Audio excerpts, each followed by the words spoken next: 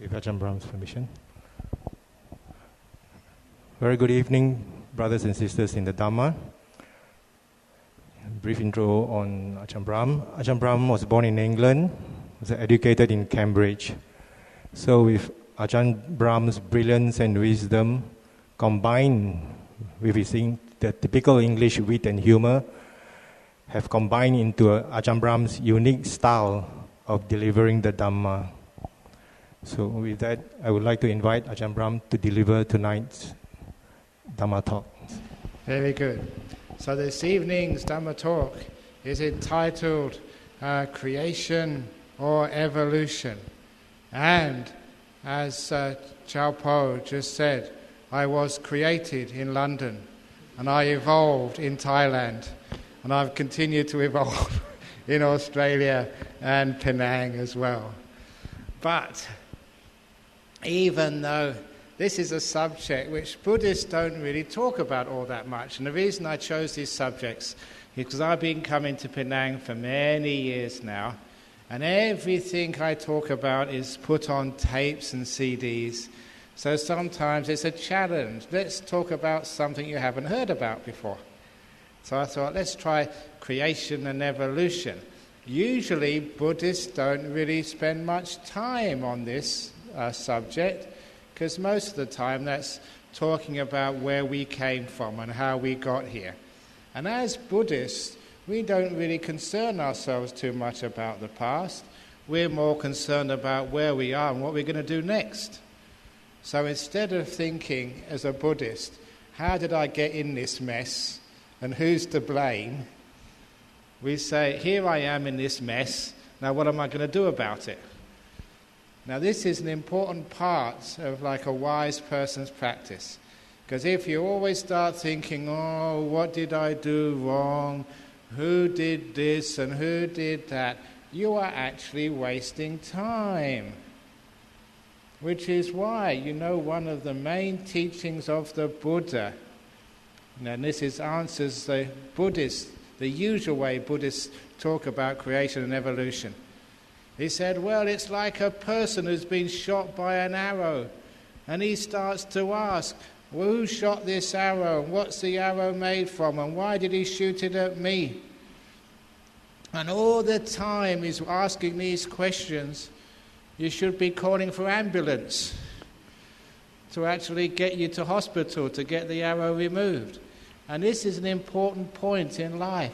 Every time we start worrying about the past, who's to blame, why did they do this, why did it happen to me? Every time you start dwelling in the past, it means you're not doing anything about the problem in the present moment. In other words, you are just not solving the problem. You're missing the opportunities. So whatever you experience in life, don't worry, how did I get here? Who did this? Why did this happen to me? That is wasting valuable time. Instead, here I am. This is a situation I'm in. Now, what am I going to do about this? No one to blame. Because sometimes you can't blame anyone. Sometimes people try and blame themselves, and they think, well, if only I'd have done something different. If only I'd made a different choice. If I only hadn't married that guy, I married another guy instead. We call that, in English, hindsight. I don't believe in hindsight. Really, Buddhists do not do hindsight. The reason is because, well, if I'd have done something different, if I'd have gone left instead of right last week, you don't know what might have happened.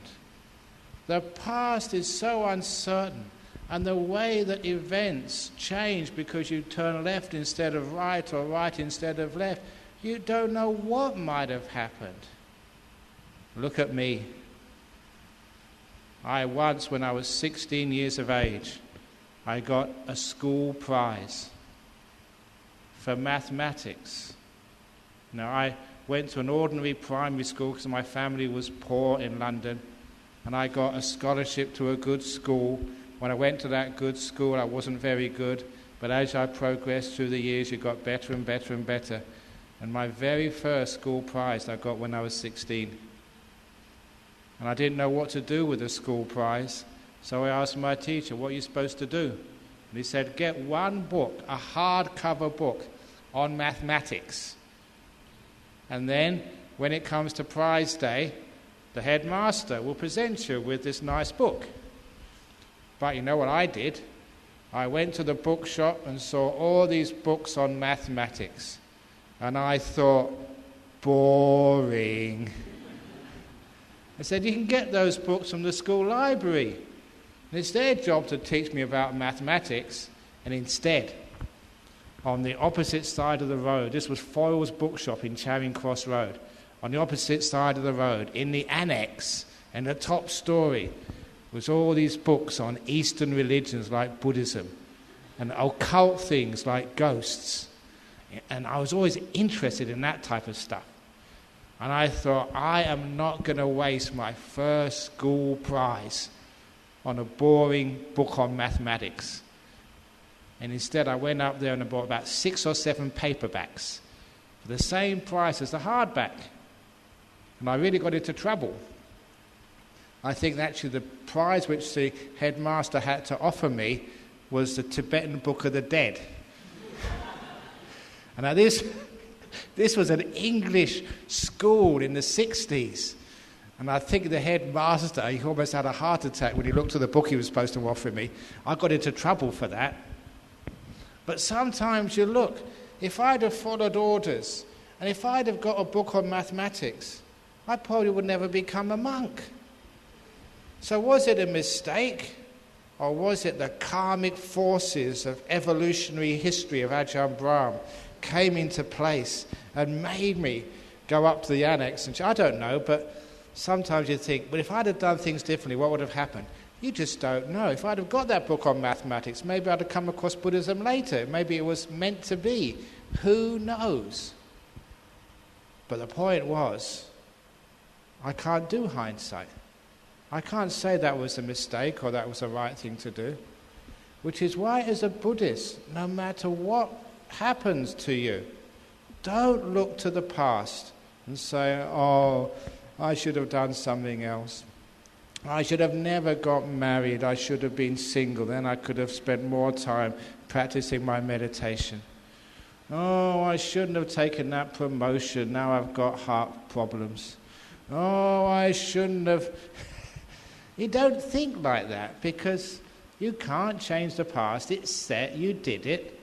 Instead, now what am I going to do about this?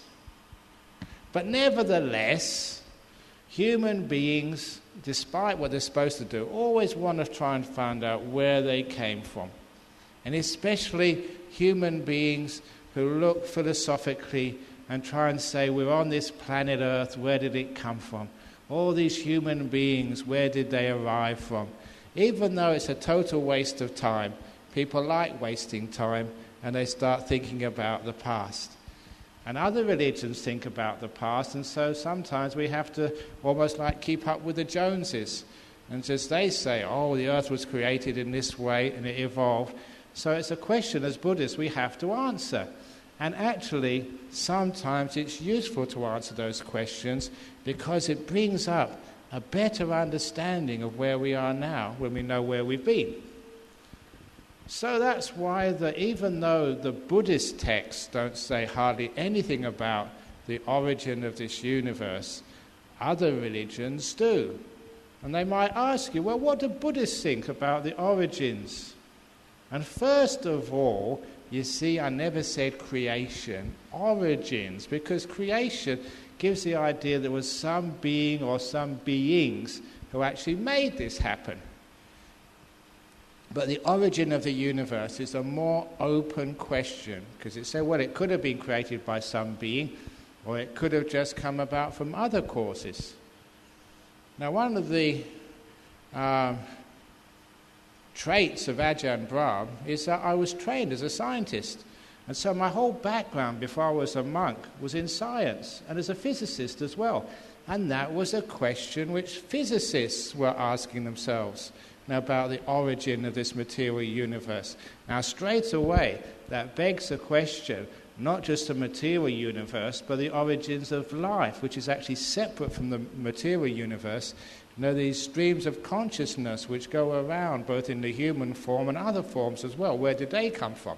But let's put that aside for a few moments and just look at the origin of this physical universe, because that's something which the scientists have really got down pat, and they've got some great answers for that. And these are answers which are much more logical. Now, as a scientist, whenever you get any understanding, when you sort of look at all the information, collect all the data, and work out a theory which explains everything, in science you present that to your peers. In other words, you write it up in some journal and you ask all of your friends and colleagues, criticize this, check it out to see if it's right. Because in science we're willing to sacrifice our reputation for the sake of truth. Truth takes precedence in science. So it doesn't matter how much work you've done, how much thought you've given in to trying to find an explanation to these things, you present it to your friends and say, please try and disprove it, because it's more important that we find the truth than I am right. Now that's an important point in science, and it's also an important part in Buddhism as well.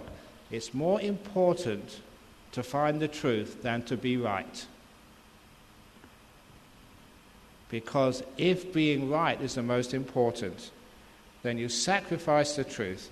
It's my theory, and it doesn't matter what you say, it's my theory, it must be right. And that's called belief. Some years ago, I just made a sort of a statement to sort of try and generalize and describe the different types of religion to be found in the world. And basically I said there are two types of religion. And this goes across all types of religions, including Buddhism. First of all, there is the religion which bends the truth to fit the faith. Bends the truth to fit the faith. And the other type of religion bends the faith to fit the truth. Do you get that? You bend the truth to fit your beliefs, or you bend your beliefs to fit the truth. Now, Buddhism certainly should be of the second type. You always bend the beliefs, bend your ideas to fit the truth. The truth is paramount. So really, it doesn't matter what Ajahn Brahm says. It doesn't even matter so much what the Buddha said in the text. If the truth is otherwise, you have to follow the truth. So there are no sacred cows in Buddhism, as there are no sacred cows in science either. It doesn't matter the most sacred beliefs from the most prominent scientists. If someone proves them wrong, truth wins all the time. That's why we have peer review. So even what I say, sitting up here on the high seat, whatever any monk or nun says, whatever you read in any book, challenge it. Think about it. Question it. Try and disprove it. And if it holds up to all the questioning, all the facts, then great. I can believe that. I can take that on board. That is truth. That's science, and that's Buddhism as I learned it. I was encouraged by people like Ajahn Chah to question everything, even to challenge Ajahn Chah if I thought he was wrong. And he would accept that and encourage you to do that, because he realized that that was the way of coming to truth. So when it comes to the origin of this universe, we should keep challenging until we find something which makes sense. And I must admit that what I see in the Buddhist suttas is only tiny bits. That's not really makes sense. But what I see in science, that makes a lot of sense. And it's been challenged, tested, more evidence has come up, and basically that is that this universe began about, I think it's something like 13 or 14,000 million years ago. It's the old Big Bang theory of the universe. And of course you know that sort of Big Bang that was proposed by Professor Stephen Penrose. Oh, no, sorry. That was Stephen Hawkins. And even though I don't really know the guy, I would have actually bumped into him because we were hanging out in the same building, sort of in Cambridge. But, he wasn't in a wheelchair there, probably some spotty student, and I wouldn't know him, he would have known me. But, he was the guy who invented, or rather had this Big Bang theory of the universe. And it's been around for such a long time, being tested, and basically it works. Now, because I was a physicist before, and I still sometimes hang out with the professors of physics in Perth. I know one of them often comes to my talks, because he's very interested, if he's not actually a Buddhist. And one of the other ones, we always tend to have these seminars in his University of Western Australia, because we know each other and we can talk to each other, have some great discussions. And one of these discussions we had on science and religion. Now remember, all of my studies were done over 35 years ago, and sometimes you keep up, but sometimes you don't keep up with the latest research. And just, because I'm a meditator, sometimes you have a very clear mind, and sometimes you contemplate these things, and you get some really interesting answers as a meditator. So on this one time, we were having a discussion in public, in one of the lecture theatres with a packed house, and we were talking about sort of science and religion. And I said, I remember from my science, easy science, that there's a basic law of science, and it's called the conservation of energy. In other words, you can't create energy, you can't take energy away. And the sum total of energy, or in modern science, mass energy, must remain constant. So that begs the question, if energy can't be created or destroyed, where did this universe come from? And then I said that I also remember from my science, there is such a thing, and this is hard science, there is such a thing as negative energy. And I know one example of that which many of you will recognize, and that's what we call in science potential energy. When you have something with a mass here in this gravitational field of the Earth, it takes a lot of energy to free it from this field of gravity. That is actually a negative in the sum total of energy. And is any mass or any particle in any type of field that will have a negative component to the sum of energy. And I was just proposing, I said, well, this is just a theory. This is Ajahn Brahm's theory of the creation of the universe. I always like to sort of have fun. I said, what would it be like? Is it possible that the sum total of positive energy in this whole big universe exactly balances the amount of negative energy in this universe? So that if the sum total of energy was actually zero, this universe could have come out of nothing.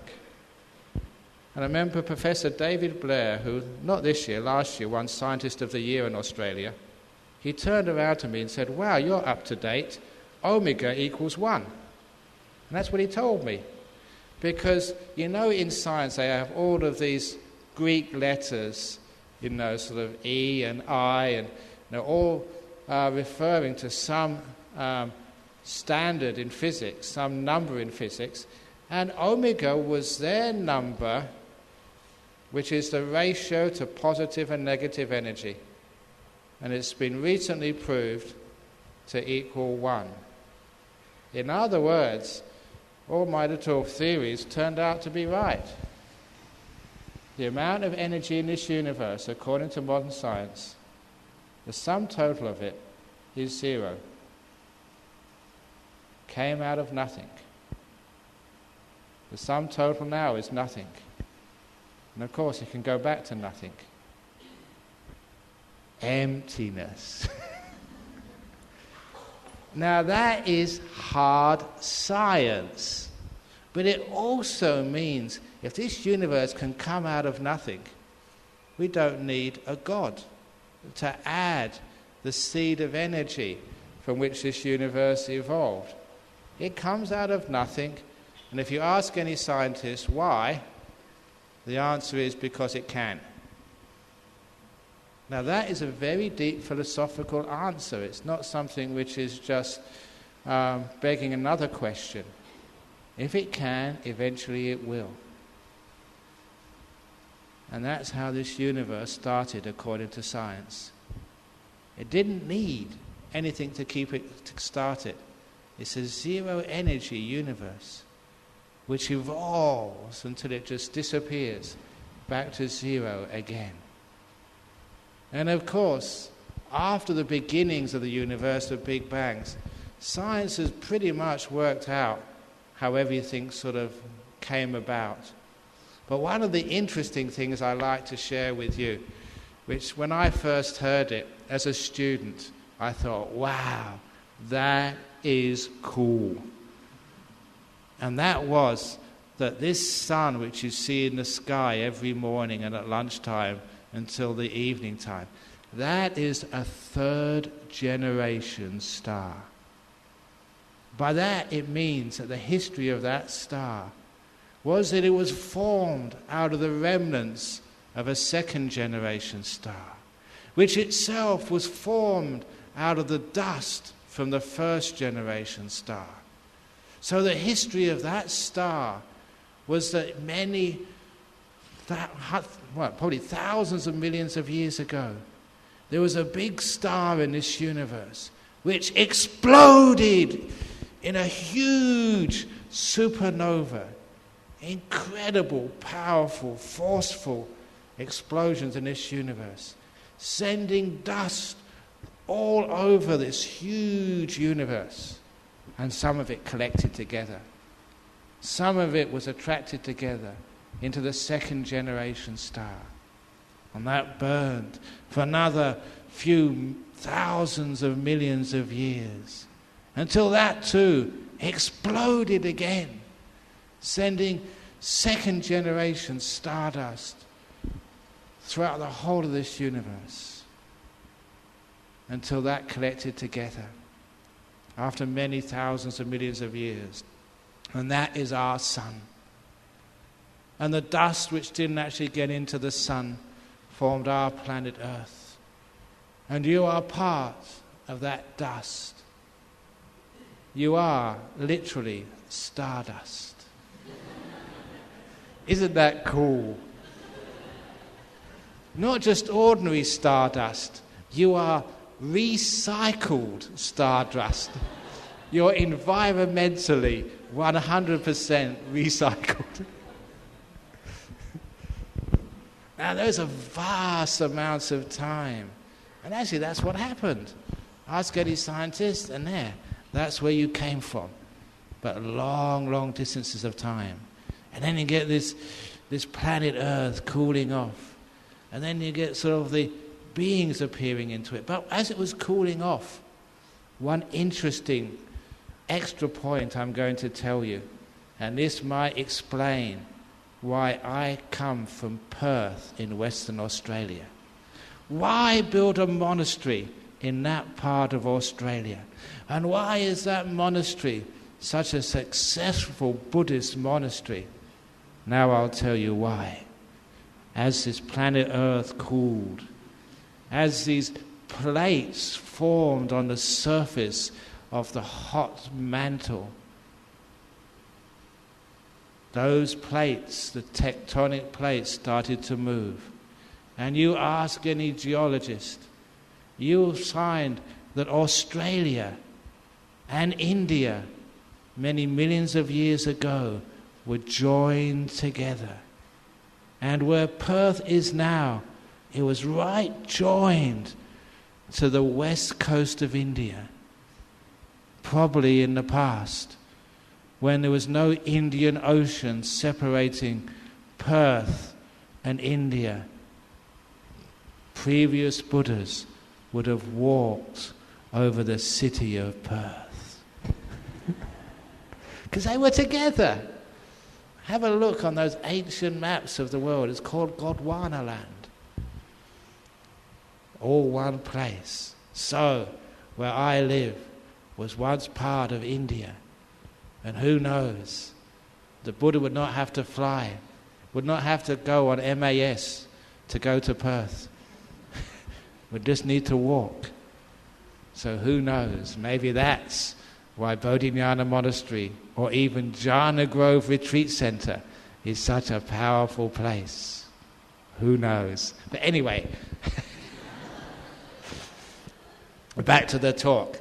So it's pretty clear where this physical earth came from. But then we got something even more interesting, life. Because we have this wonderful thing called life on this planet Earth. And first of all, you can ask, is there life on other planets? In other parts of the solar system? In other parts of the universe? Does E.T. really exist? And you know, that's an interesting question. As many scientists say, well, if life can appear on one universe or one planet, why not other planets? And statistically, the number of even suns, I think, in the solar system, not in the solar system, in the galaxy called the Milky Way, I remember, it's amazing, I've got a good memory, 10 to the 11th suns in the Milky Way. Now, what is 10 to the 11th? That's 1 with 11 zeros afterwards. That's 100 billion suns just in this universe, or this galaxy called the Milky Way. And there are billions of galaxies as well.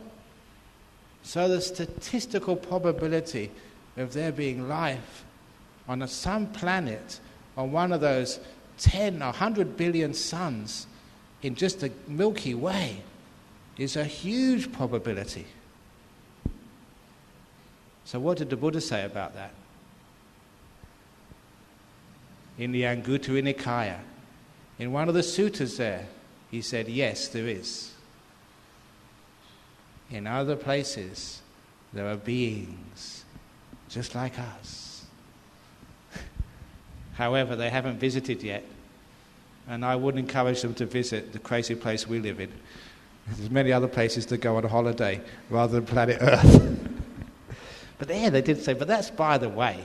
But what's really interesting is, how did we get here? What is the origin of life? Now, what is the difference between just like a rock and you? What actually makes this thing we call life before we can say what the origin is? And of course, you know, what we know as Buddhists, what animates us is what we call the stream of consciousness or the mind.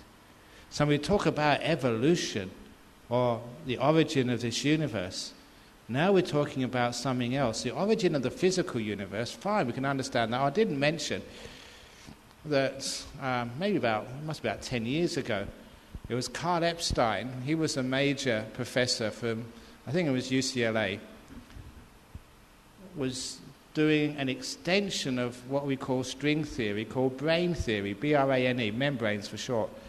And his theory was showing that this is not the first universe.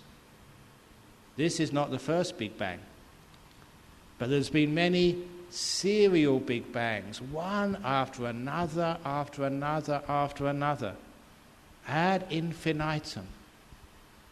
And that was state-of-the-art physics the last time I checked.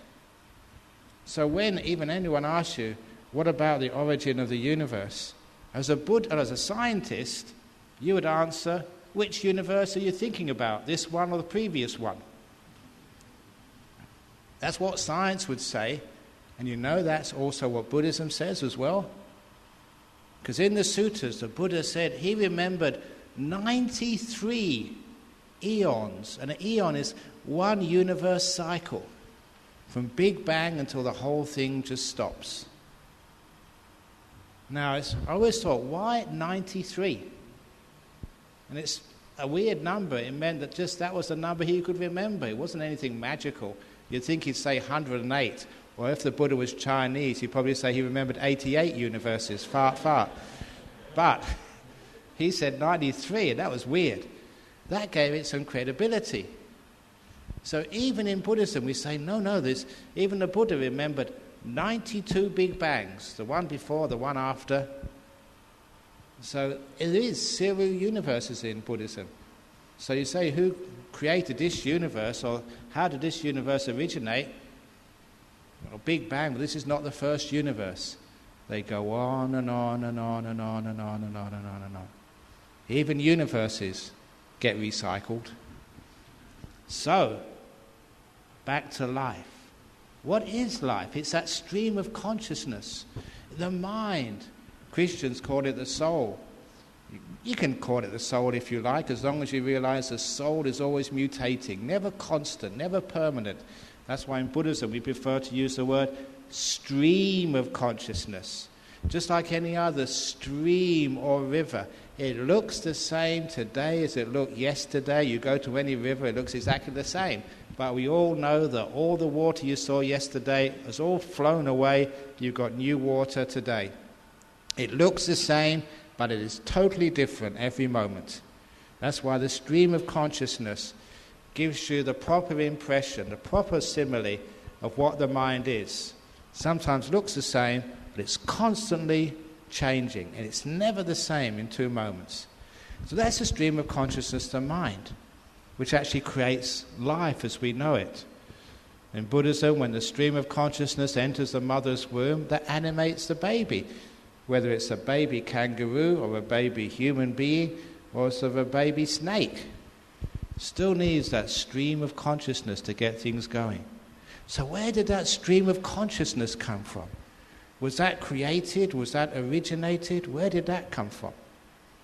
Now, first of all, you have to get some better idea of what this stream of consciousness is, especially in its relation to you and this planet Earth and the universe. Now, to understand this, sometimes in a talk like this I can get very complicated and sometimes talk over people's heads with big bangs and omega equals 1 and brain theory, but now I'm going to keep it really down to earth. The nature of the mind. This explanation is so simple but incredibly profound. And this came from the daughter of one of my best friends from college time. And last October I went to see him. Unfortunately his daughter was off somewhere else doing what 26 or 27-year-olds do. So she couldn't come to see me, but we got a letter just before I left saying she was terribly sorry not to meet me. But this was when she was 5 years of age, in her first year at school. Now this was an incredibly bright kid, because in the first grade at school, one day the teacher asked a very simple question. And this simple question led to a very, very profound insight. The question was, what is the biggest thing in the world? Now that was the question asked by the teacher to 5-year-olds. One little girl put her hand up, teacher, teacher, teacher, teacher. My daddy is the biggest thing in the world. Can you imagine a little 5-year-old girl? For her, the daddy is huge. Another boy put a hand up, miss, miss, miss, miss. An elephant is the biggest thing in the world. An elephant is much bigger than her daddy. Miss, miss, miss, miss. A mountain is much bigger than an elephant. So the kids were really getting into this. It was a great question. They were thinking. And the daughter of my best friend at university put up her hand and says, Miss, my eye is the biggest thing in the world. Everyone went quiet. Not even the teacher understood what she meant. So asked her to explain. What do you mean your eye is the biggest thing in the world? Said the teacher. Well, miss, said this 5-year-old. Imagine only 5 years of age. Well, miss, my eye can see her daddy. My eye can see an elephant and a mountain and so much more. If all of that can fit into my eye must be the biggest thing in the world. Now that's absolutely brilliant philosophy. Reasonable, logical, it just has a different framework. All of that can fit into your eye. So your eye must be the biggest thing in the whole world. And of course, my friend, because he knew I was a monk and interested in these things, told me this story. I actually put it in my book, Opening the Door of Your Heart. But I took it further. Because your mind can see everything your eye can see. And it can also imagine things you will never see in the real world. Your mind can hear everything which your ear can hear, and also hear imaginary sounds. Your mind can smell, can taste, can feel sensations in the body, and your mind has this other area, is special to itself. Your imaginations, your thoughts, your emotions, your feelings, your wisdom.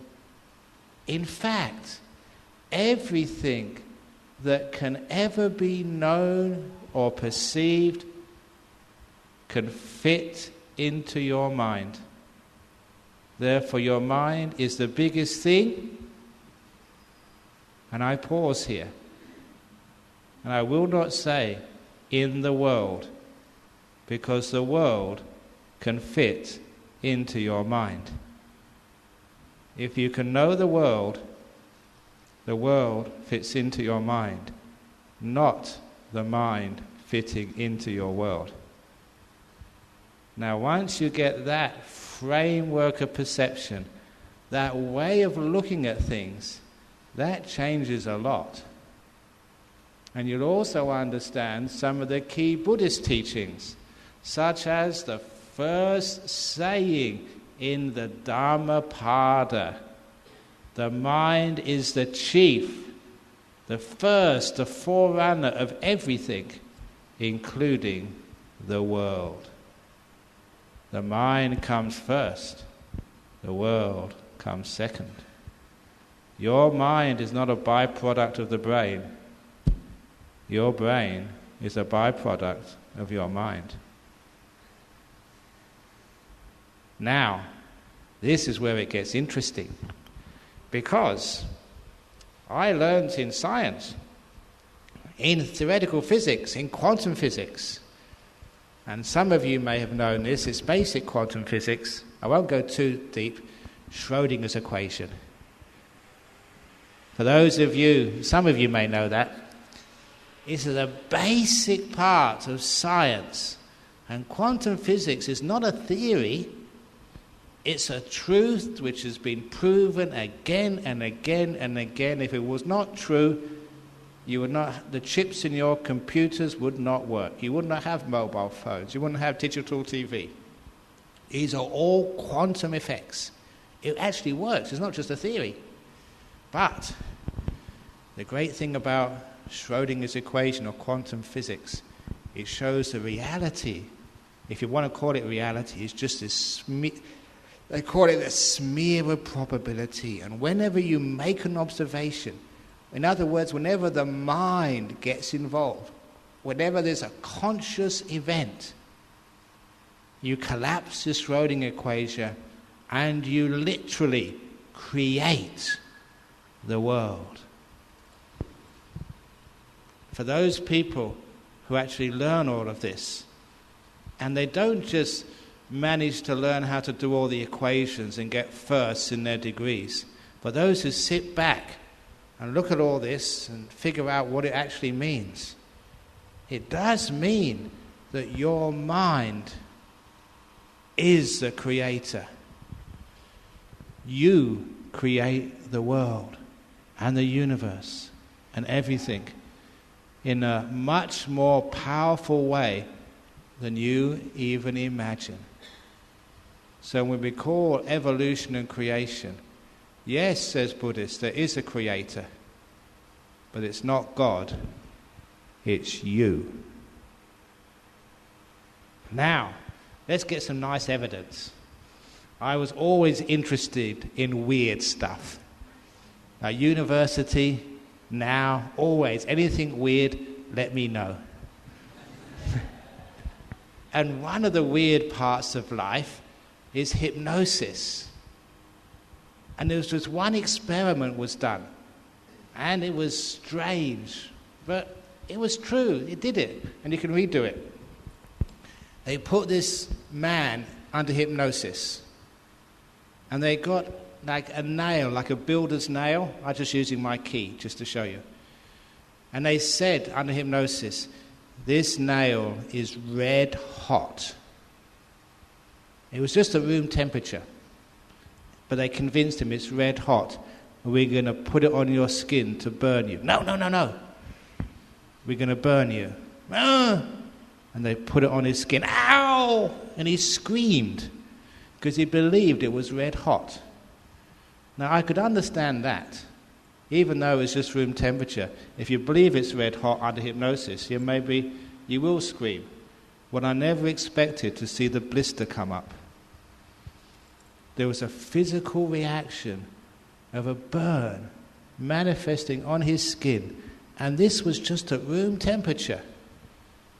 The mind created that under hypnosis. Now, where do cancers come from? Are you creating them? Why is it that sometimes, as I said this afternoon, people can go into deep meditation and the cancers vanish? You don't realize how much you create even in your own physical body, let alone other things. The fact that you create your world is called the law of karma. You are the creator. You take responsibility. Now, from that, we can actually understand what evolution is. How do things evolve? This is one place where I depart only slightly from classical Darwinian evolution. And I think I just read the back of a book someone gave me a couple of days ago. I was always taught in the old days that Darwinian evolution was the random selection of the species, the survival of the fittest. It was just like random, whichever survived would carry on with those traits which enhanced its prospects for survival. But to me that always felt a little bit too random. But again, looking for weird examples of events in the world, a few years ago I came across an article in the Science magazine which showed that actually there may be something else which is moving this process of evolution in a faster speed than just random selection would provide. I would answer some of the questions which, say, Christians say that this world has not been here long enough for such evolution to produce these complex species. And who knows, they may have a point, although people like Richard Dawkins say, no, it can be very well explained. But there is another explanation which actually fits how I understand the mind's force of creativity and also the law of karma and how this universe actually works by a Buddhist perception. And this little story happened in South Wales. For those of you old enough to know recent English history, one of their prime ministers for a long time was a lady called Margaret Thatcher. When she first came into power, one of the first things she did was to confront the militant union movement in UK, which she thought was actually holding back their economy. And the most militant of those unions was the coal miner union. She shut down many coal mines. And one of the mines she shut down was in South Wales. When it was closed, they put a ring fence around the pit head, which is this big hole in the ground going down hundreds of meters, to make sure that no one would be able to go in there, fall down and have an accident. And that coal mine, because it needed many workers when it was in operation, was next to a big suburb. There was many houses there, but of course these many people were unemployed. They managed to get other jobs later on. But it was right next to a large number of houses. Now, number two, English people, they like pets. Everyone has a dog or a cat, but sometimes the cats have kittens. So what do you do with all these extra kittens? You try and give it to your friends. Now, here, have a kitten. But sometimes it's just too many of them. So what do you do if you can't get rid of the kittens? There are always some people who've got hearts of stone. Some of those people went under the fence and threw the unwanted kittens down the mine shaft, hundreds of meters to their certain death. And there, no one would know. It's like throwing them down the deepest of wells. They know this because after about 10 or 15 years, the engineers had to go down that mine just to check that it was stable. And when they got down the bottom of the shaft, they saw this huge mass of decaying cats or kittens. However, what they never expected was to see that some of those kittens had actually survived. They survived the drop, and they were living in the mine shafts in total darkness. And there must have been quite a few generations because the cats had mutated. I remember seeing the picture of one of the cats. It was blind. Its eyes just hadn't opened. And its ears were about 3 times the size of a normal house cat. And it's obvious why. Because down there in the pitch darkness of the mine, you can't use eyes. They're totally useless. But the ears, these are the things which you will use to find your way around, to make sure that you're not caught by other cats, or to find a cat to mate with, and to find your food. Because the sense of sound was the most important thing in those deep mine shafts, because of craving, desire, necessity, in just a few generations, the ears had grown and grown and grown to 3 times the size of a normal cat's ear. It was evolution seen because of necessity, not survival of the fittest, basic desire, craving to mate, to protect yourself, to find your food. That had driven the process of evolution in this special environment. And this was a unique find because they knew when that coal mine had been shut down. And now they'd found this species for the first time. They knew this had to have developed in just this space of about 10 or 15 years. And they were surprised at how fast this happened. That might also explain one of the questions which sports commentators always pose. Every time there's an Olympic Games, how come people always are beating the world records? Under 10 seconds for the 100 meters, under 9.8, under 9. What, I don't know what it is, 9.6 now or something. And every time the scientists, the doctors think this is impossible, anyone can go faster.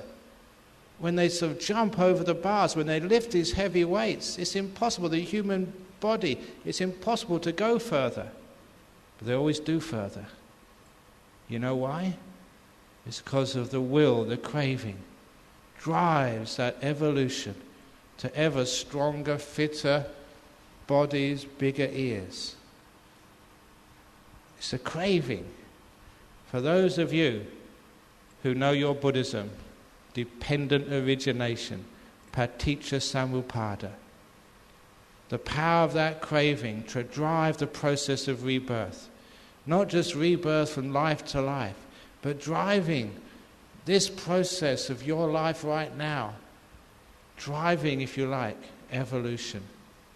So yeah, Buddhists believe in evolution, but evolution which is driven by craving, and craving which is responding to the necessities of your life and your situation. Not an evolution which is by chance, but which is driven by craving. And not something which is created once, but that craving is the power of creation. You are creating evolution, so it really is not creation or evolution. The reality, as far as Buddhists are concerned, is creation-driven evolution, with you being the creator, with human beings, with animals, with birds, with life. Because the power of craving, driving this process of evolution and change. Does that make sense? If it does, it means you have responsibilities. If you are the drivers of evolution, then it's up to you to make sure you're driving it in the right direction, on the correct side of the road, so you don't have accidents.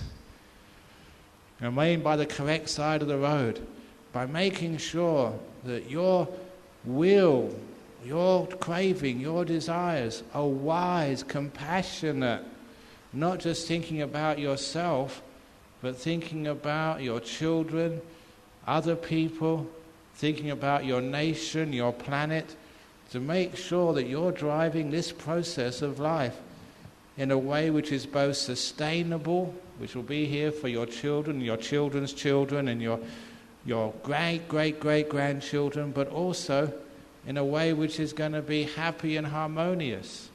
When we know that we can create the progress and change of our world, then we have to make those efforts to have more harmony, more peace, to build more bridges to people of other religions and races, to build more harmony between the different species which inhabit our planet. It's not just human beings, but all these other beings which inhabit this great planet Earth. To build that harmony, because we are creating the evolution which will produce our future. And when it's creative evolution and you're in charge, you have responsibilities. With those responsibilities comes hope. It means you can do something about the future of the world. I know that to be true. The Buddha knew that to be true. The future is in our hands. It's not destined. We create destiny every moment. And understanding that gives us huge responsibility. If it's just in the hands of some other god, or it's the hand of the government, or it's in the hands of the United States and China, then we become inactive and lazy. When we know it's in our hands, we can do something. Please take responsibility. This life is creative evolution. It's the life, the mind, drives the whole process. Why? Because this world is within your mind. That's why your mind can change it. Thank you for listening. So I hope that's interested you. I hope it wasn't boring and something you haven't heard before. Now, there was one little question yesterday about the lion in India. And somebody has gone on Wikipedia and has got the Asian lion, and actually there were lions in India, and there still are. The Asiatic lion or Persian lion or the Indian lion is a subspecies of the lion which survives today. At the moment it's only in the Gir forest of Gujarat, India. However, there's only 359 Asiatic lions there now. But anyway, they were found in India a long time ago. The Asiatic lions once ranged from the Mediterranean to the northeastern parts of the Indian subcontinent, while excessive hunting, water pollution and decline in natural prey reduced their habitat. Historically, Asiatic lions were classified into three kinds: Bengal, Arabian and Persians. So there were lions in India in the time of the Buddha. Hence, "Roar, the lions roar." So yeah, they were there. Okay, any questions, please put it in the box here. Any new questions, please put them up. But I'll start answering them while we get going. Dear Ajahn Brahma Wangso, when it comes to the origin of this universe, I heard of two versions from the monks. The beginning and the end of this world is unknowable. There is no beginning and ending of this world. Which statement is the one said by the Buddha? I think both statements do not carry the same meaning. The beginning and ending of this world is unknowable. Actually, the beginning and ending of the whole series of universes, yeah, that's, I think, what we mean there. Because when there's many sequences of universe, the beginning of this universe we can know, maybe the beginning of the previous universe, but there's been so many universes. The beginning of the series of this universe is just too far back. Not even the Buddha can know that, nor the end. But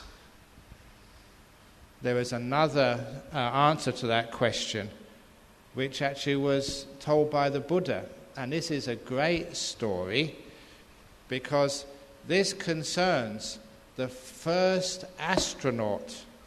Who was the first person in space? Does anyone know?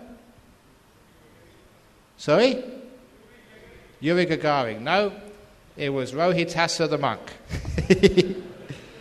The first, not cosmonaut, not astronaut, but the first monkanaut. This is in the suttas, because a long, long time ago, there was a monk. And this monk learned how to levitate. Now, some monks can levitate. That's true. But this was a really great meditator. He would have gone in the Guinness Book of Records of levitators. And one day, he thought, where is the end of this universe? I don't know about you, but I remember as a kid thinking, where does this universe end? Is there a little bit of a wall which says, you can't go any further, or a fence, then you get shot if you go through the fence, like they have over here in Malaysia? Or is there some sort of drop? Where does the universe end? And so this monk decided to find out. So he levitated off the planet, and there was some credibility in this story, because it said that he went so far, he went to the spaces where suns and moons shine not. And actually, for that time, that showed they had some understanding about what a sun was. And if you go far enough away, the sun's light doesn't reach you. You go into the dark spaces between solar systems. And not unsurprisingly, not only did he not find an end, but he also died on the journey. And he got reborn as a Deva, and he still hadn't got his question answered. So he went to the head of the Devas, where he was reborn, and said, I know, I died trying to find out the end of the universe. Where is the end of this universe? And this lower type of Deva said, I don't know. But there's another level of Devas just above us, the Devas of the four great kings. They will know. So he went up to the level of the four great kings and asked them and said, well, we don't know, but just above us is the Tusita realm, and the Tawatingsa realm. And the head of the Tawatingsa realm is Sakka. He will know. So he went to see Sakka, and Sakka said, well, I don't know where the universe ends, but just above us is the Yamadevas. They will know. So he went to the Yamadevas, and he said, well, we don't know, but the other people, have you ever tried to get things done in the government civil service? And they would say, we don't know, but the next one, what? This is just the same thing. So he went up to the Yama realm. They sent him up to the Tusita realm. The Tusita realm said, we don't know, but the Nimana Ratawasawati Devas might know.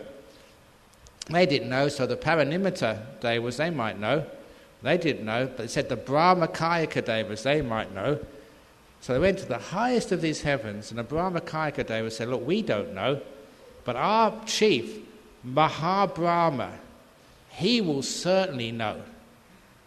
But where is Mahabrahma? He said, well, actually, we don't know where he is, but every now and again, there's this huge light, and he comes out of the light. You know what that light is called?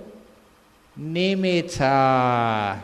Just before jhana. Brahma sometimes lives in the first jhana, sometimes comes out again. So he comes out of the nimitta, goes back into the nimitta, into the jhana realm. And so he just only waited a little while. There's a beautiful nimitta light, and out came Brahma. And so this monk asked, Brahma, you're just the guy I was waiting to see. Where does this universe end? He actually said, where do the four elements cease without remainder? Where the universe end? But that's actually what he was looking for, the physical end of the universe. And Brahma said, I am God, the great God, the firstborn, the knower and master of all that was and ever is. And the monk said, yeah, I know, but where does the universe end? And God said again, I am the great God, the firstborn, the creator. Yeah, but where does the universe? I am God, the great God. Yes, but that's not the question I was answering. And so God looks around, he takes him by the shoulder and leads him aside. He said, monk, the reason I said that is because I don't know. I didn't want these other people to realize that great God doesn't know everything. That's in the Digha Nikaya, this. I'm saying it almost verbatim. And he said, monk, you're a stupid monk. Why come and ask me? You should have asked the Buddha. He's the one who knows that question. So he went to go and see the Buddha. And he told the whole story. And he asked the Buddha, where does this universe begin and end? And that's where the Buddha gave this very well-known saying. He said, monk, the universe begins and ends in this fathom-long body with its mind. So he said, in here you find the beginning and the end of the universe.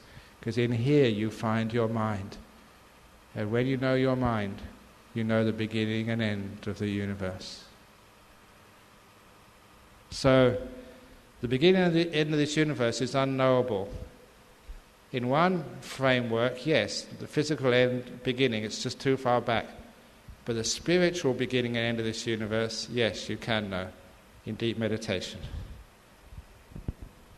And the real ending of this world especially is called parinibbana, cessation.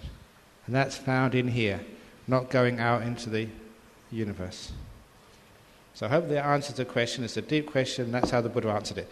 I'm going to turn this upside down, otherwise the ones asked yesterday would never get to be answered. Here we go. As a beginner in meditation, how should we do meditation? What's the difference between being in past and watching the in-breathing and out-breathing? Thank you. Between being in the present. Okay, I've given lots and lots of instructions in meditation. How you meditate is relaxing the mind. So when you're in the past, you're not relaxing anymore. Imagine you were on holiday. Maybe, say, in some beautiful resort in Langkawi. There you are in Langkawi, and you take your mobile phone with you. And that really is dumb. So all the past keeps calling you up. You haven't done that project. You haven't given me the accounts. So if the past can call you up, that's not a holiday. And imagine going to Langkawi on resort and you take all the work which you have to do next week. That is double dumb. You're taking your future with you. If you're on holiday, just enjoy the present moment. You work so hard for this. This is holiday. It's not the time when you think about what work has been done or what work is going to be done in the future. Otherwise, you'll never have any rest. So that's why you have to get into the present moment to get some rest. There is no peace in the past. You can never fix it up. There is no peace in the future. You can never make it so certain that you're going to be safe. The only place you can find any peace is right now. And number two, being in the present moment with the breathing, you can be with the breathing as long as it's a breathing which is happening now, not the next breath. What's going to happen next? Forget about that, just the breathing happening now. Then you're okay. So there's many more talks on meditation, but I talk all morning on meditation, so I better go on to this next one. Is it possible with meditation to go through phases of desertification inside as one loses interest in entertainment such as reading, fiction, the movies, having conversation, theatre, and sometimes even music? It is not a negative or depressed phase, but it feels bare and slightly odd. You just get more simplification, because all those things which you really found fascinating before, you think, why did I waste all my time in this? Look for movies. You know what's going to happen. In a movie, boy meets girl, boy doesn't get girl, there's usually a lot of violence, and they save the world in the middle, and then in the end, they all live happily ever after. I remember being on an aircraft, and they were playing a movie. I never took the headphones, but you couldn't miss seeing the picture on the big screen. And it was Armageddon. Now, I've never seen that movie, but you don't need to see the movie. You know exactly what's going to happen. Of course they're going to save the world. Of course that comet is not going to hit. And of course, I think at one part I was just laughing my head off, because they had this space shuttle.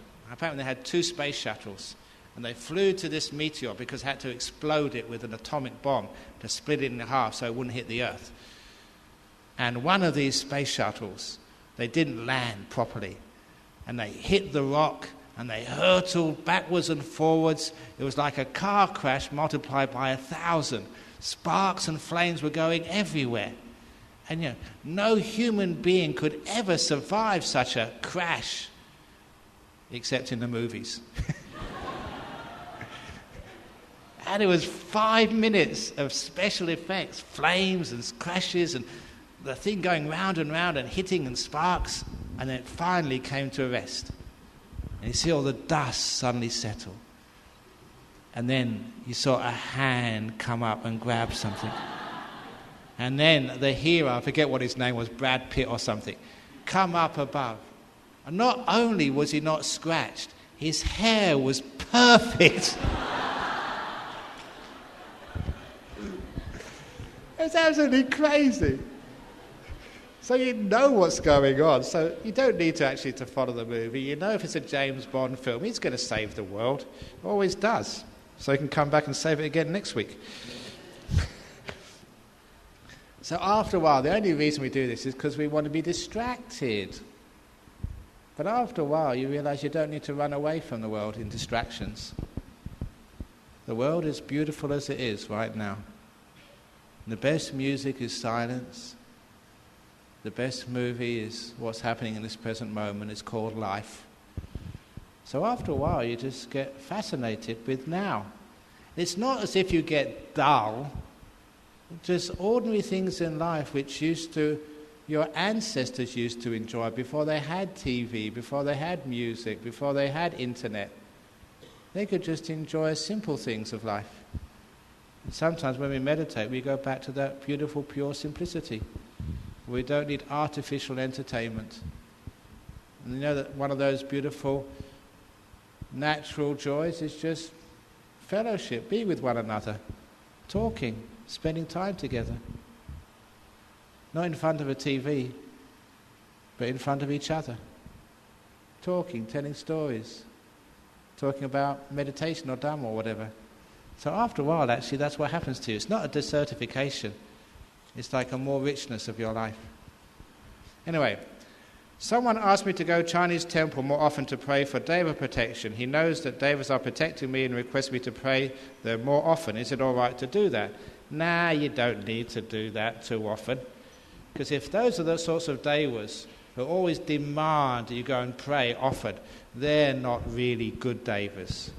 They're selfish Devas who've got big egos, and they only help you if you keep praying to them and praying to them and praying to them. So you go to the higher level of devas, and they really respect and protect you if you do things like keeping precepts, if you're compassionate.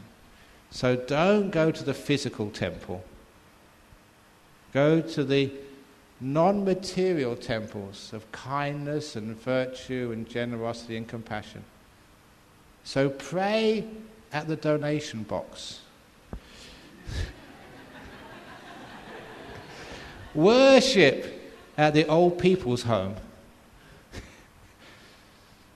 Meditate by being kind to your grandmother. And that's more important than going to a temple and waving joss sticks around. Because that's the real temple, the temple of life. We're actually practicing kindness, generosity, and virtue. And then the devas who live in such temples will protect you much, much more. How can we be conscious of the present moment when we do not do meditation? I mean, how can it be helped in our daily lives?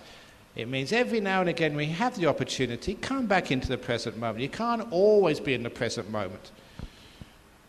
I had to plan for the aircraft, so I had to plan when I can come here. If I was in the present moment, I would never get to the boarding gate in time. Boarding gate is closing, present moment awareness. So you keep it practical. But when you can, when you want to rest, when you want to stop in the present moment. A good example is you're on your way to work and you get stopped at the red traffic light. When your car stops, you stop too. Don't send your mind to the office. Or if you're coming home, don't send your mind ahead of the car, what I'm going to eat when I get back home. Stay there. You've got no place to go. You're at the red traffic light. Stop. Relax. And enjoy the moment. And there are many red traffic lights in life. You may be waiting for an appointment with the dentist or the doctor. Marvelous, you've got a chance to meditate. Just be here. Relax. Instead of filling your mind with distractions or wanting to be somewhere else. Other times you have to plan, you have to remember. There are many opportunities in life which we throw away. Opportunities to be present and to relax. Ajahn, if a person who likes to torture animals such as ants by breaking the ants' legs just for fun, and she lost his or her leg in her past life. If a person who likes to torture animals such as ants by breaking the ants' legs just for fun in his or her past life, and she has lost his or her legs in his present life in an accident, is this because of their past life karma, or just a part of the contract to be born as a human being, or is it the karma of his or her carelessness? It can be. So when we have the past karma, it can be that you lose your legs because you harmed someone in a previous life. That certainly can be the case, but it's not always the case. But it certainly can be the case. So that's why we want to increase our chances of a good life in the future by being kind to animals in this life. So don't go around torturing animals.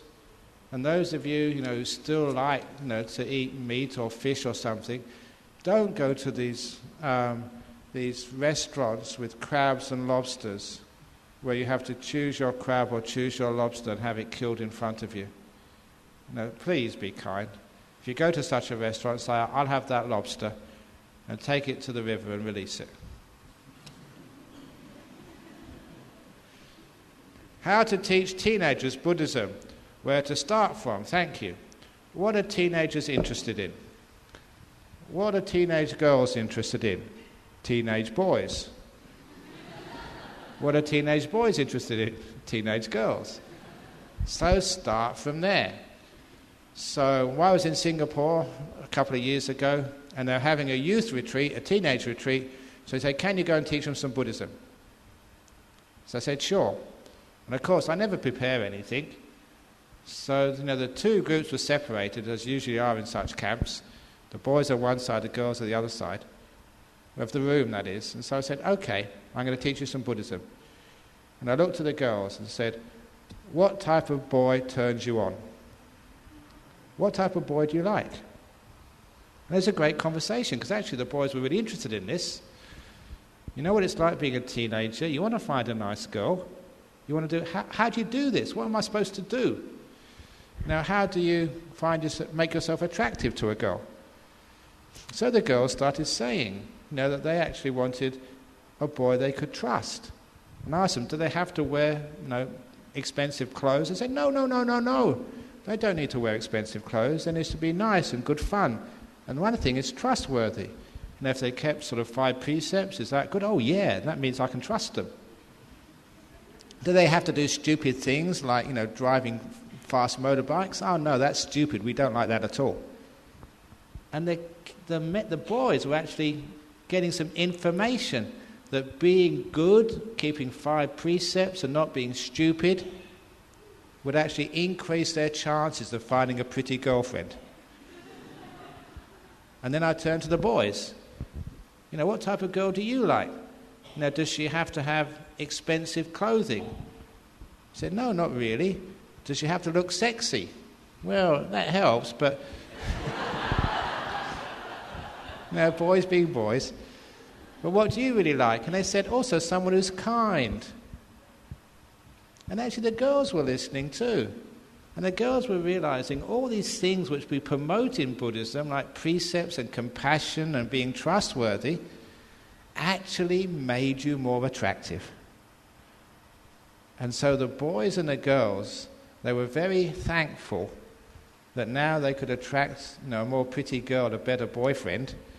And also I was thankful because now they understood the value of precepts and kindness.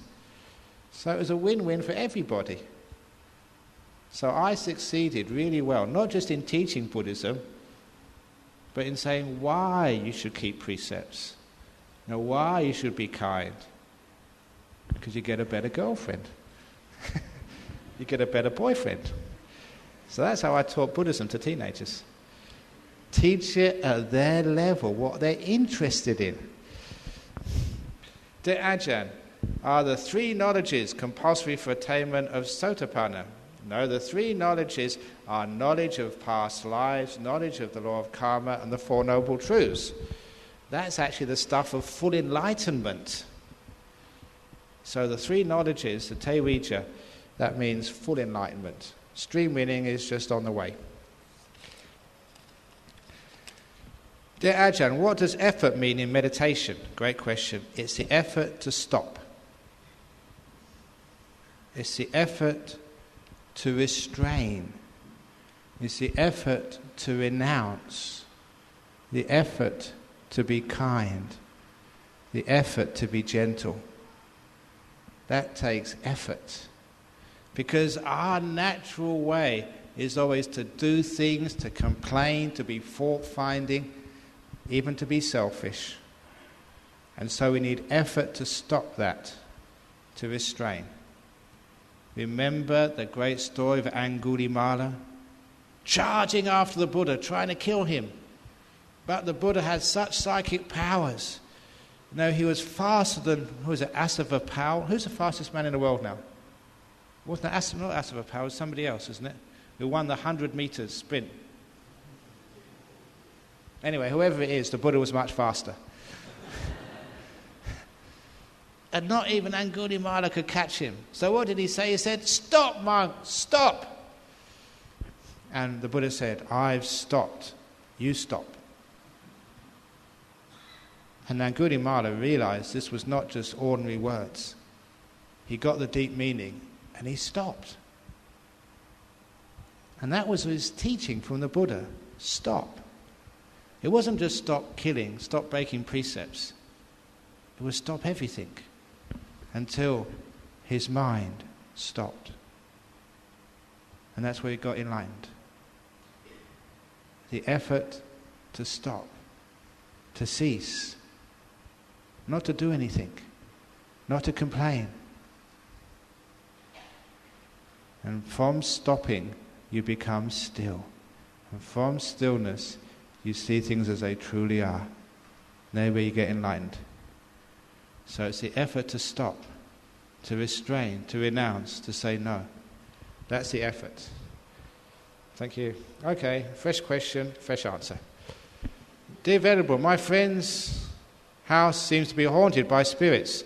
Can sutras help solve this? Yeah, sometimes they can, but... Okay. Sometimes they can help solve the spirits, but the best thing to do is keep the spirits there. Because if you get the spirits on side, they can protect you from all sorts of bad things. They can protect you from burglars. So if you're kind to the spirits will say, wow, this is such a good landlord I've got at this time. So, share merits with them, be kind to them, and they will look after you. There's been many times that those spirits or ghosts in people's houses, sometimes that there's a fire, and they wake you up in time so that you could put out that fire. A burglar might be coming in the house, and they knock you on the head, and you can catch that burglar before they come in. So some of these ghosts can be very, very helpful. So if you get a friendly ghost, you don't need security alarm.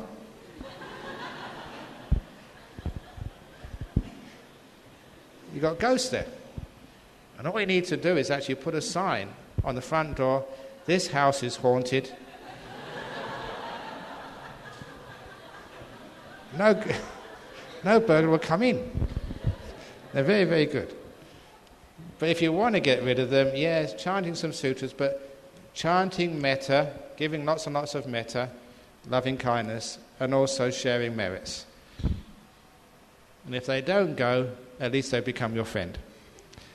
Dear Ajahn, how do you console a friend whose mother is very sick and may be dying? If she is dying, you have to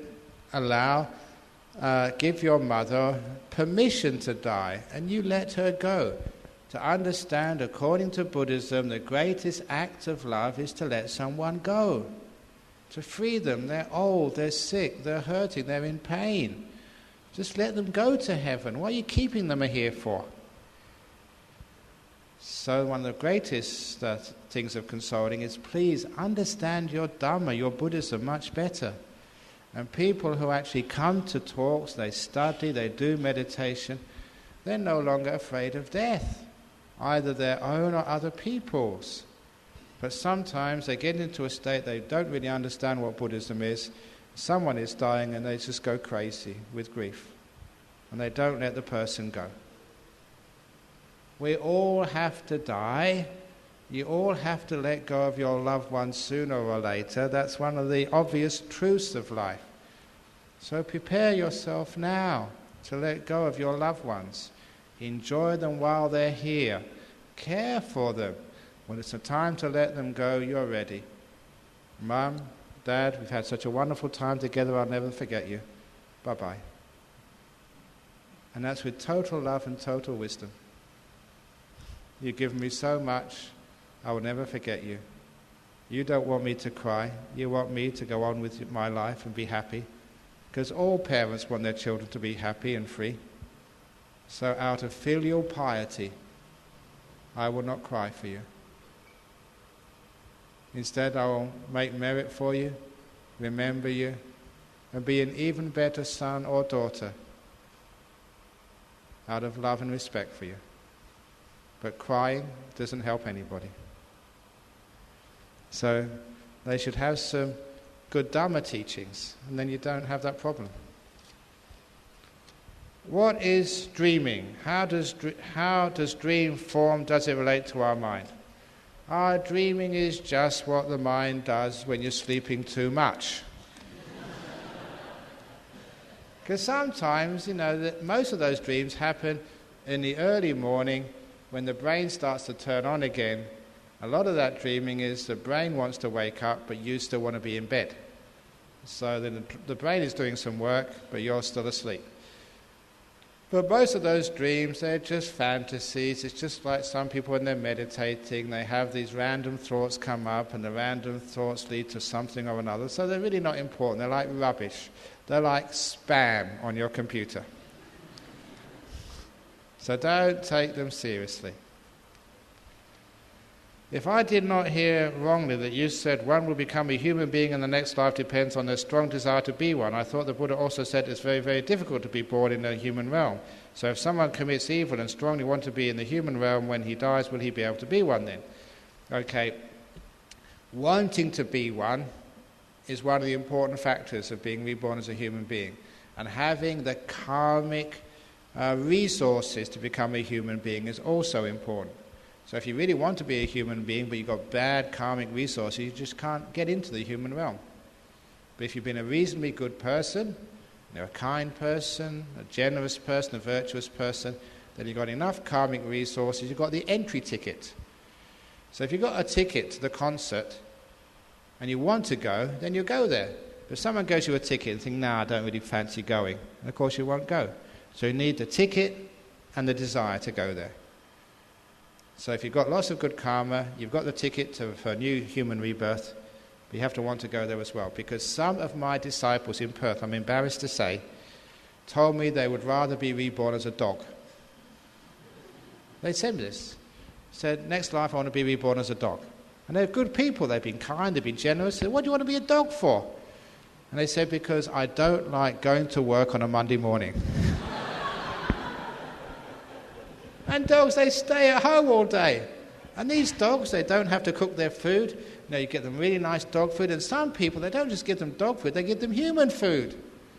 Sometimes you give them chicken and steak. And these dogs, they have a wonderful life. They just play around all day. They sleep whenever they want. They don't have to go into the traffic. They don't have to do anything. All they have to do is to turn up to be stroked every now and again. That's their job. Gee, that's a nice job, isn't it? Just be available to be stroked whenever. But then I told my supporters, said, well, actually, in Australia, if you have a dog, it has to be taken to the vet first for the operation. And when I told them that, they said, okay, I don't want to be a dog. They like their sex life. So anyway. But these days, it's much easier to be born as a human being than in the time of the Buddha, simply because there are more vacancies. There's more human beings around, and there's more women having babies. So there's more rooms at the hotel. So it's much easier to get in. Ajahn Brahm, you spoke of the lights appearing in jhana and the same at death. So can we attain jhana in death? What is the difference? That's a great question. If you can learn when you see that light at your death, know what to do with it, which is actually be absolutely still, not be excited, not do anything, yes, you can. But if you can't do that now, some people see those lights come up when they're meditating and they can't develop them into jhana because they mess around with them. If you can't do that now, when you see the lights, in this meditation retreat, you won't be able to do it when you're dead. So actually, one way of describing this nimitta practice I'm teaching here is a rehearsal for your death. This is dying training. And it is, because you actually rehearse. You're going to see that beautiful light when you die. And you've seen it before when you're meditating. You've learned how to use it and what to do with it, what it is. And it means when you die, you'll be way ahead of everybody else. You've had experience. So yeah, good question, and you are actually doing something there. Next question. I often practice Buddhism in boarding school. Because of that, my teachers and friends always say that I'm going to be a nun next time. What should I reply to them? Thanks. You say, well, if you think I'm going to become a nun later on, that nuns usually get psychic powers, and if you mistreat me, you better watch out once I become a nun. And they'll be really kind to you, because who knows, you might become a nun. When you become a nun, you get all the psychic powers, and then you can take revenge on all the bad things they did. No, just say, you don't know what happens. Just because you meditate a lot doesn't mean you're going to become a nun. So the future's uncertain. I don't know what I'm going to be. But just in case I do become a nun and develop psychic powers, please know I will remember everything you said and done to me. Ajahn, can a monk radiate metta to the yogis and devotees, and can they feel the energy? Do you believe in orbs? If yes, what are they? Number 1, yes. Number 2, no. Yes, a monk can radiate metta to the yogis and devotees, and they can feel the energy. Hopefully you've been feeling some energy. And orbs, these are just diffraction patterns caused by dust in front of the digital cameras.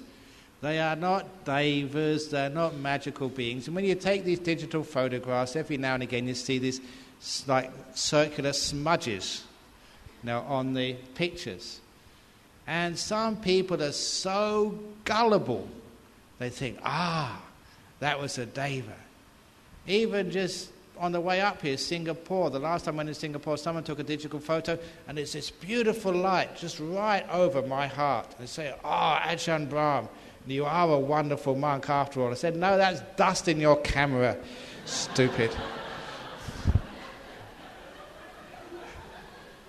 Experiments have been done. And look, if you want to prove this to yourself, get one of your maybe not so good friends to go to the nightclub, or to the pub, or to the place where people gamble, or to the places where these prostitute girls. Take a photograph. You find those dust particles there as well. Because I remember seeing a photo in a pub in England. No devas hang out in pubs. You'll never find a heavenly being in a nightclub, but you can find these orbs there. So it's just a natural phenomena. It is not something supernatural. Don't be gullible. Do you believe relics can grow? Yeah. Have you ever been to a relic exhibition? Have you ever seen relics of the Buddha? Of course you have. Because the relics of the Buddha is the Dhamma, the teaching. Not these bits of bone, or these little crystals, or whatever else. That's not relics. The Buddha said in the Dhammadayata Sutta, be heirs to my teachings, don't be heirs to my material things. So the relics, what was left by the Buddha for generations to come, are not bits of bone. It's these great teachings which make you peaceful, solve problems, make you sort of kind and more virtuous, eventually make you enlightened. Those are the relics of the Buddha. And I've seen them grow. As the teachings grow and develop. So the real relics of the Buddha, yeah, they do grow. These other relics, yeah, they're interesting, but look, they're no big thing. They don't help you get enlightened. They don't solve all the problems of your life.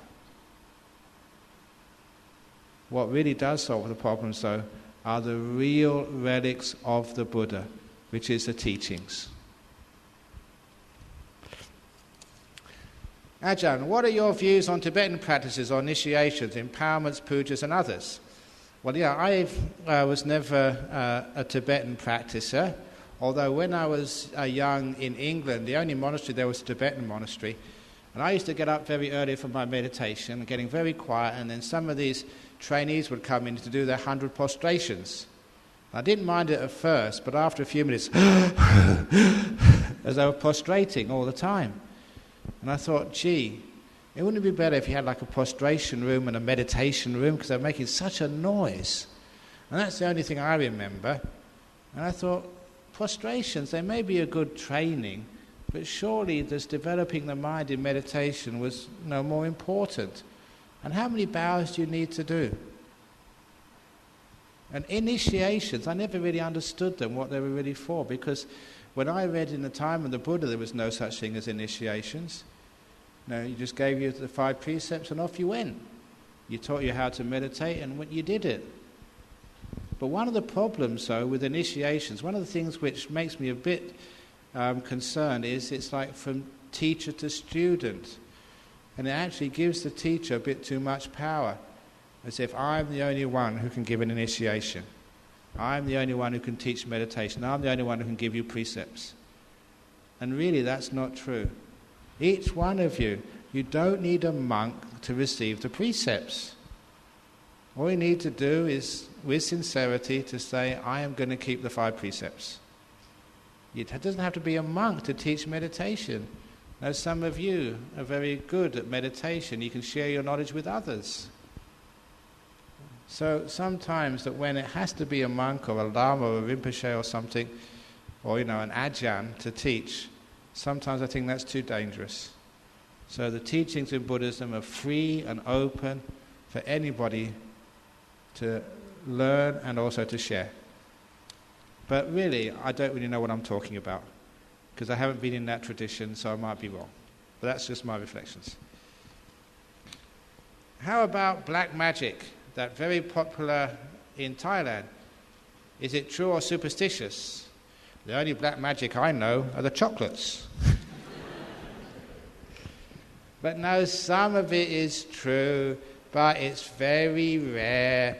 And if it is black magic, what it is, see, some person gets in control of one of these lower beings. And eventually that lower being will get out of control and turn on its owner. Anyone who practices black magic always comes to a very bad and an awful end. So please don't get involved in it. However, if that person does black magic against you, the best way of protecting yourself, and it always works and it's so powerful, is to keep your precepts. If you have 5 precepts and you keep them, you become invulnerable to black magic. They just can't do anything to you. It's only if you're weak in virtue can black magic have any power over you. Virtuous people are protected. Give you a story about that, because people love these stories. There was one of my disciples in Perth. She was a Thai girl, and she migrated. She married a Westerner and migrated to Perth. She was a really great supporter of our monastery. And after a while, she had her mother. Her father had died, so she invited her mother to Perth, got like a visa for her mum, so she could look after her mother in the last years. Mother could speak no English at all, but when I saw her, I could speak some Thai. But after a while, her mother, being elderly, got sick and went into hospital. And the daughter told me that even though she was a Buddhist, she liked to mess around in some other things as well. And she wanted to find out whether her mother would survive this illness or whether it's going to be her last illness. So she went to one of the famous mediums, a spirit doctor in Perth. And the spirit doctor asked, "What you want?" He said, "Look, my mother's in hospital. Can you find out if she's going to survive or not?" He said, "I can do that. $20. So she paid her $20. And this medium went into a trance. First of all, she had to know the hospital, the ward, and the room number, because she was going to leave her body and actually see the mother. So she left her body in a trance, left her body, went to the hospital, came back again. When she came out of trance, the first thing she did was give the $20 back. And this woman, Ratana her name was, said, "Why? What are you doing this for? Couldn't you find my mother?" And the medium said, "Look, I found your mother. I went to the hospital. I found the ward. I found the room. I got to the door, but I couldn't get in." He said, "Your mother has got this force field around her. I've never seen this before. It's impenetrable. Not even I can get through. Who the heck is your mum?" And Ratana said, "Well, actually, she's a Buddhist nun. She's a Mea-chi. She's been on 8 precepts for the last 30 years. And the medium said, "You stupid girl, give me the $20 back. Why didn't you tell me that beforehand? People like me can't get close to people like that." It's worth the $20 for the story. Because, in that level, the level where black magic works, if they see you've got 5 precepts, you've got this force field around you, and they just can't get in. It's the power of virtue on the spiritual level. You may not be able to see it, but those people who mess around in those areas, you've got this incredible power field around you, and they just can't get in. So that's the best protection. Ajahn, why arahats who are free from all mental suffering commit suicide due to physical sufferings? Again, that's another good question. There's 1 or 2 cases where that might happen, but basically, Did the Buddha commit suicide? He knew that was tainted meat, and he ate it. 3 months before the Chapala shrine, he gave up the will to live. He said, well, I could live to the end of the eon, but I decide not to. Is that committing suicide? Did the Buddha commit suicide? He knew it was poisoned meal, and he ate it. What do you reckon? It doesn't matter anyway. But what it does matter is that sometimes arahat committing suicide is just basically letting go. Feeling, look, there's not much point in me carrying on. I've done all the teaching, so bye-bye world, welcome Parinibbana. Even Ananda committed suicide. In one way of looking at it, because his story, he was 120 years of age. He was the most famous monk at the time. The Buddha had died, Sariputra and Moggallana had gone, Kassapa had disappeared. So all these monks at the time of the Buddha, he was the last one left. And of course he was so famous. And these 2 kingdoms, they were following him. You know why? Trying to get his relics. Because relics were big business. Just like now, if you've got lots of relics in your temple, lots of people come and give donations.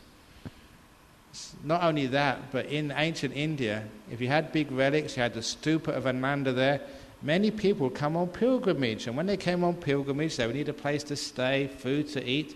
So it was good for the economy.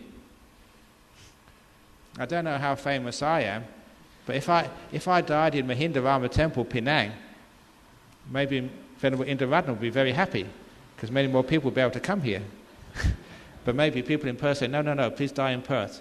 So we get many pilgrims over there. I don't know. You know it's stupid, this relic business. But anyhow, they both wanted his relics. And these 2 countries were really getting so aggressive, they were about to fight over Ananda's relics. So he walked to the boundary between the 2 kingdoms, the Rohini River. And the river separated the 2 kingdoms. And he rose up into the air, levitated in the middle of the river, midway in the river, high up. And then he entered the fire element and immolated himself. And 2 piles of relics of equal size fell on either side of the river, so the countries would not go to war. Now that's the story of Ananda's Parinibbana. So he willed himself to enter the fire element and die. Is that suicide? Or is that a very cool way of dying?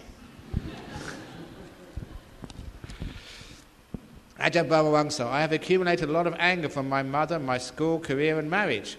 I have tried metta meditation and forgiveness. There is still much anger left. Whoever wrote that, if you really, really, really want to overcome the anger, then renounce and become a monk.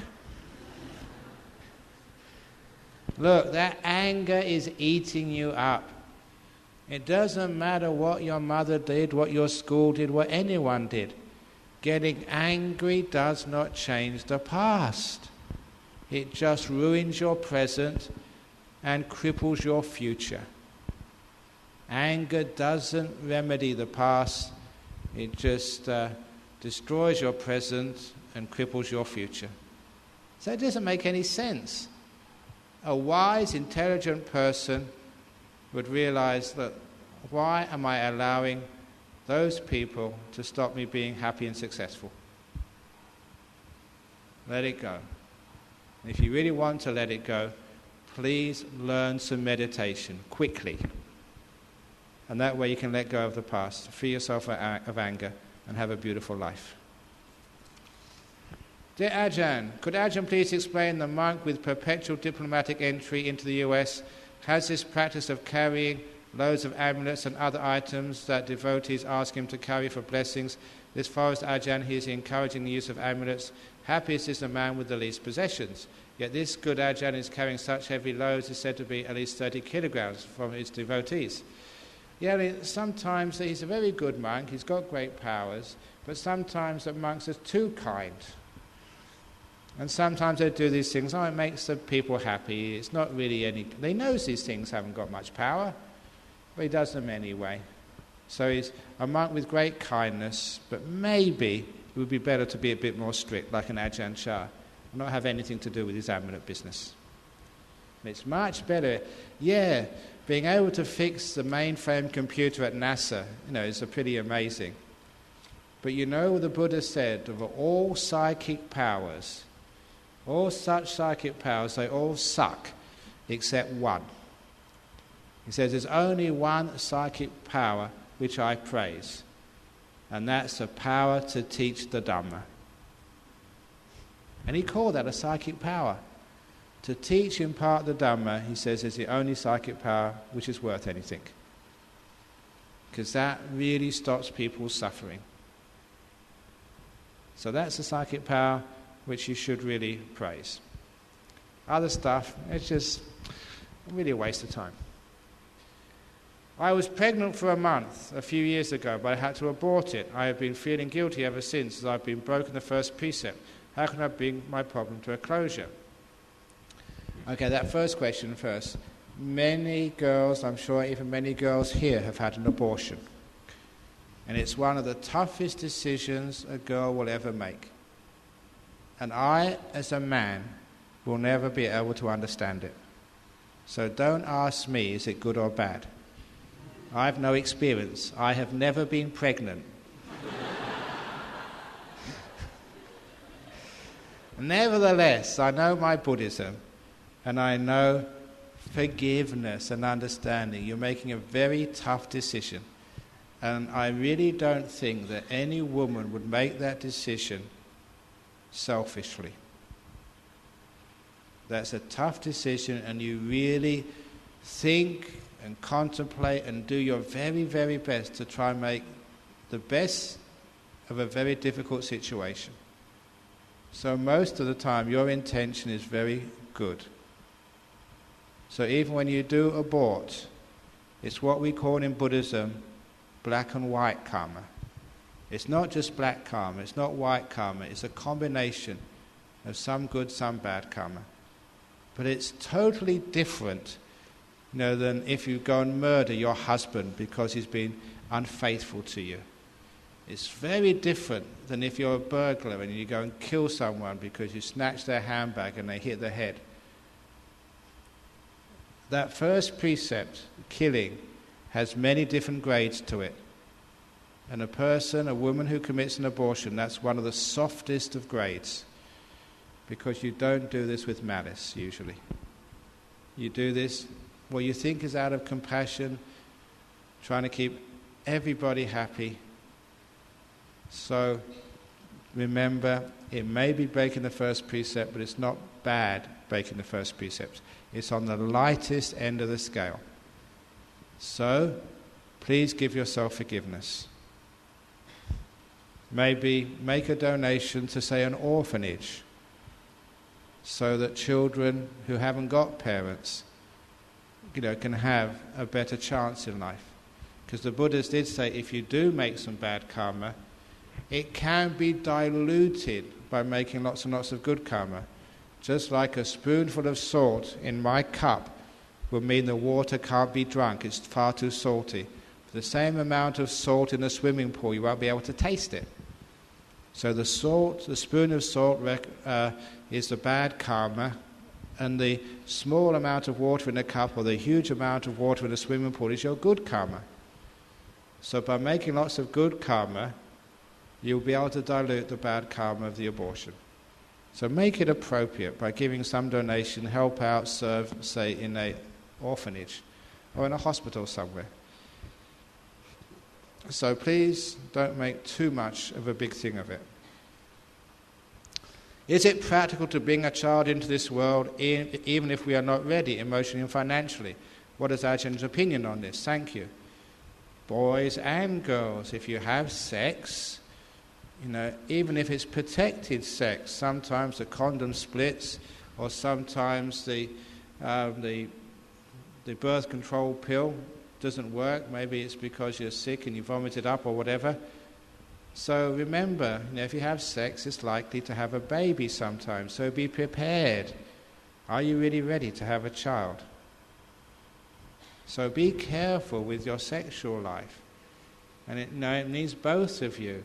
So not just the women's responsibility, the guys as well, to make sure it's protected. And so, that you only have unprotected sex in the sense that, you are planning to have a child. Because otherwise you do get yourselves in these really, really difficult situations. This is especially so for the teenage girls. Because sometimes, you like the boy too much, you give in too much. Stand your ground and say no, or at the very least protected, so that you're not going to get pregnant, because you're the one who makes the decision in the end about the abortion, not the boy. He's off in KL or Singapore somewhere.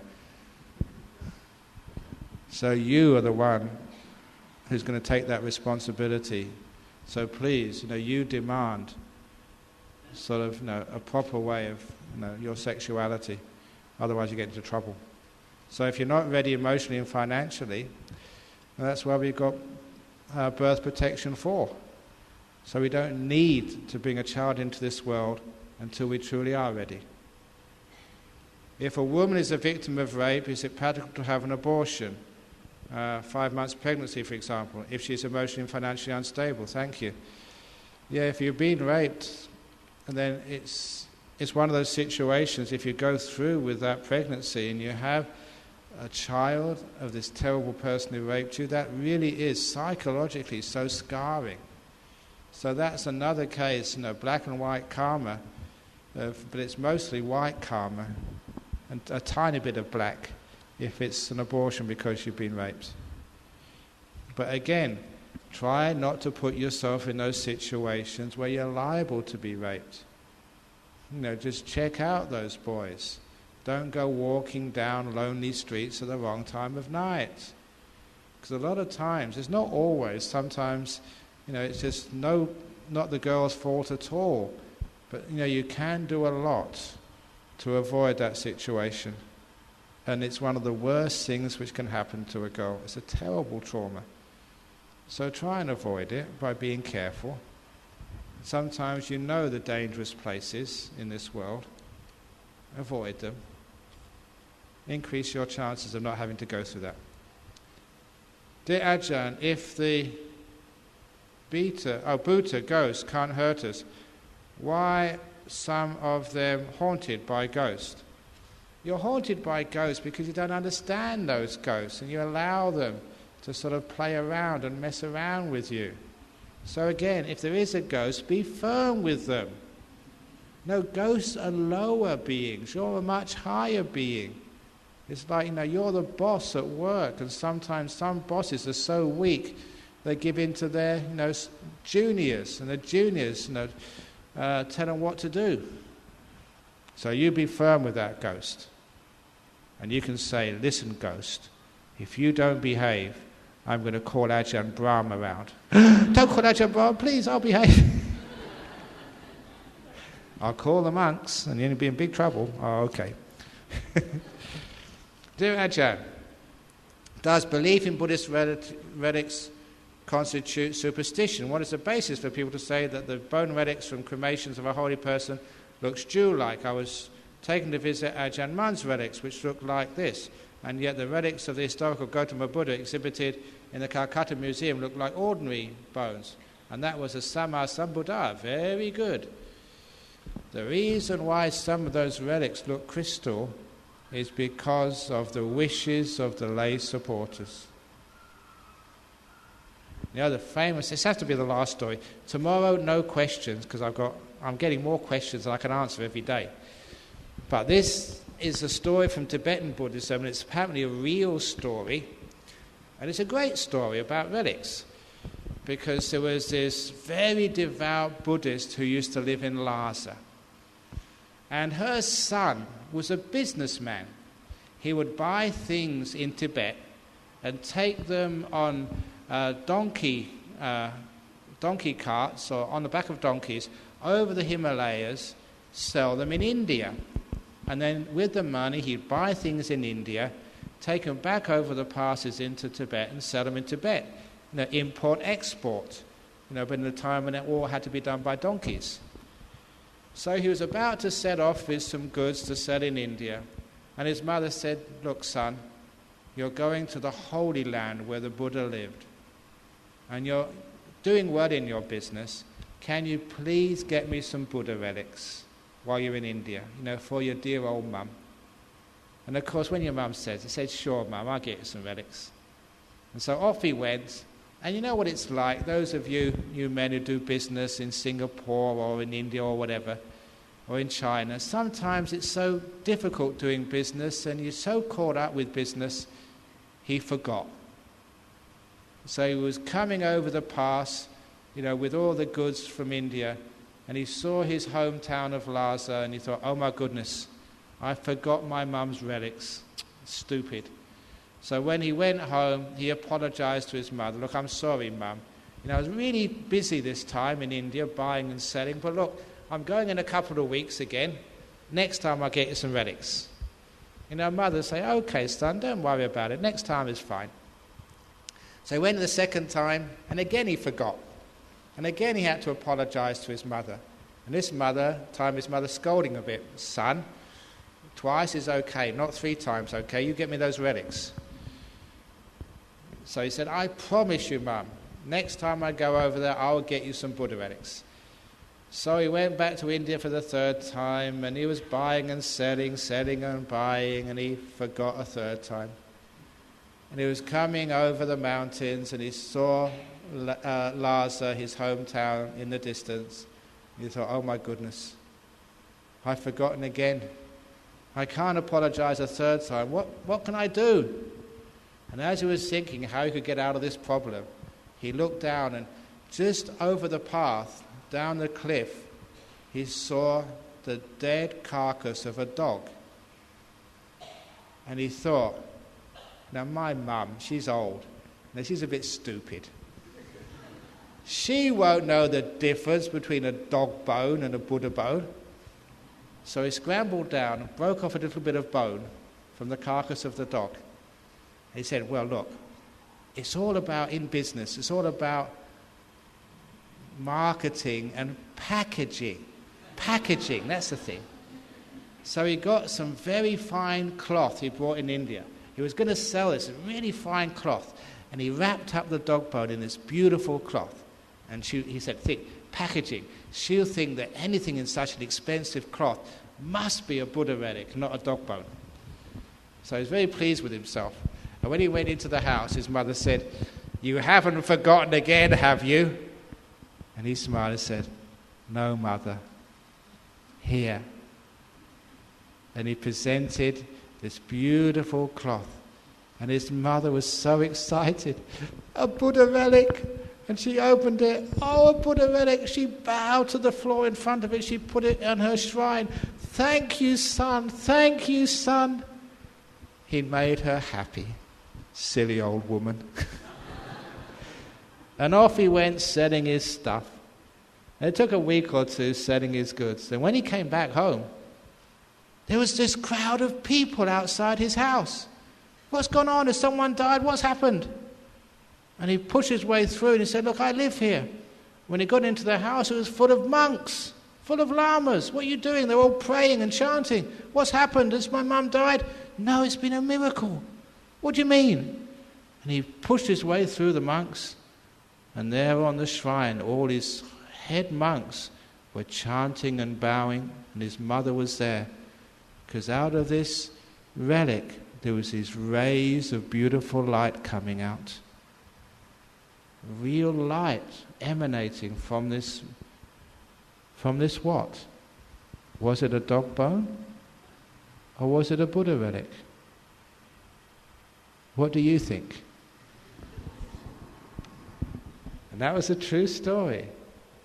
As for me, when they asked me, the mother's faith and purity made it a Buddha relic. Remember earlier I said, mind is the creator of all things, her beautiful mind turned a dog bone into a Buddha relic. In the same way, faithful devotees can turn pieces of bone into beautiful crystals. That's how it works. Okay? Very good. So thank you for listening. I'm sorry that there's still more questions to answer, but I'll try again tomorrow, see what happens. Thank you for listening. We do the sharing of merits now. Idame nyatinang hotu sukhita hontu yatayo. Idame nyatinang hotu sukhita hontu yatayo. Idame nyatinang hotu Sukhita hontu yatayo. Sadhu, sadhu, sadhu. Very good. Any announcements, Chopo? Okay, except same time, same place, tomorrow night, and the talk is The Way to Heaven, is it tomorrow? So if you want to go to heaven, you have to come up all these stairs up to this level, and I'll show you tomorrow night how to go the rest of the way. Way to heaven tomorrow night.